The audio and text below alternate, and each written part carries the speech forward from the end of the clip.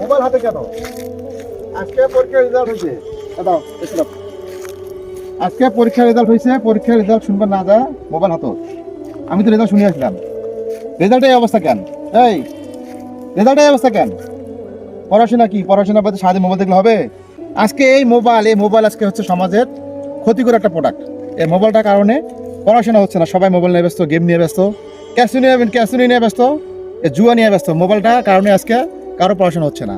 তোমার ছোট ছোট বাচ্চা, ঠিক আছে, তোমরা হচ্ছে পড়াশোনা করবো, তোমরা আগামী দিনের ভবিষ্যৎ, আর তোমরা এখন পড়াশোনা করতেছো না। এটা কি ঠিক? তোমরা কি ঠিক মতো পড়াশোনা করবা? পড়াশোনা করবা তোমরা ঠিক মতো? পড়াশোনা করবা? তোমরা আগামী দিনের ভবিষ্যৎ, তোমরা আগামী দিনের ভবিষ্যৎ।